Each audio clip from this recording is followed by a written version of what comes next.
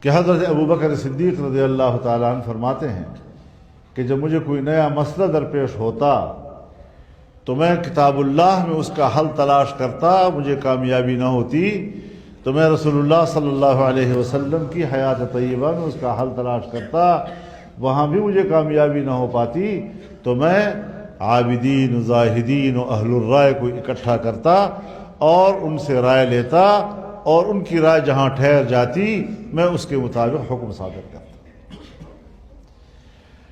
یہی قول حضرت عمر رضی اللہ تعالیٰ عنہ سے منقول ہے، اس اضافے کے ساتھ کہ میں ابوبکر صدیق کے دور میں اس کا حل تلاش کرتا اور کامیاب نہ ہوتا۔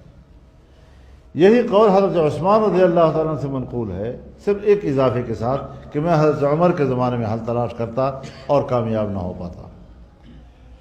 اور حضرت علی رضی اللہ تعالیٰ عنہ کو تو رسول اللہ صلی اللہ علیہ وسلم نے براہ راست فرمایا کہ آپ نے انفرادی فیصلے سے امت کے فیصلے نہیں کرنے۔ تو اس کا معنی یہ ہے کہ جماعت کی ضرورت ہے۔ اب ایسی باصلاحیت جماعت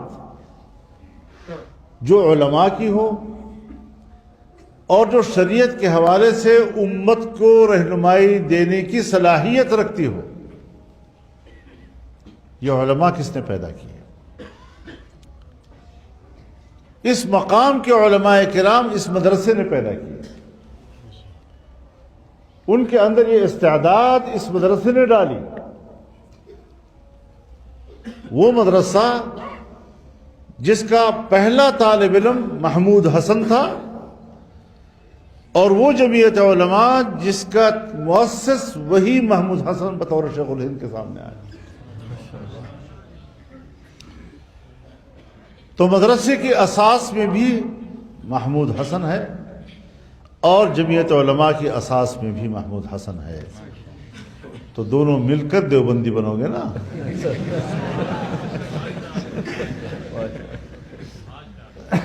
ایک کو چھوڑو گے تو نہیں، دیوبندیت ناقص ہو جائے گی۔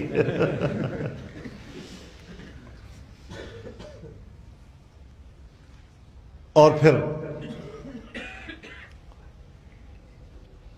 تعلیم ہم نے تقسیم نہیں کی۔ سن 1857 سے پہلے اس مدرسے کا نظام نہیں تھا۔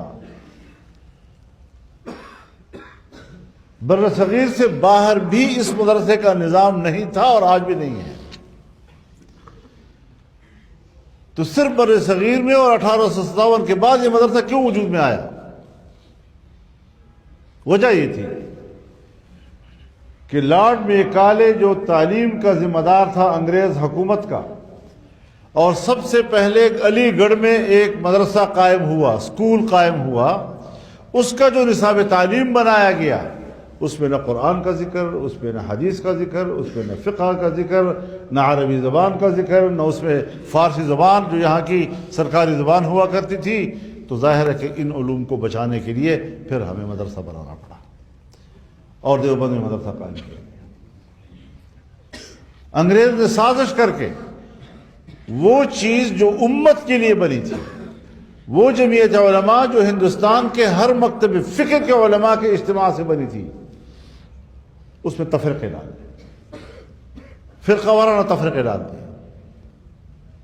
اگر مسائل پر اختلاف ہو گیا، اتنا اچھالا اس کو کہ وہ علمی بحث سے آگے نکل گیا، ضد اور ہٹ دھرمی تک چلا گیا اور امت تفریق ہو گئی۔ تو ہمارے پاس اگر مدرسہ ہے تو بھی ہمارے اکابر کا میراث ہے، اس کی امانت ہے، اور اگر جمعیت علماء ہے تو وہ بھی ہمارے پاس اپنے اکابر کی امانت ہے، اس کی میراث ہے، اور دونوں کی حفاظت کرنی ہے۔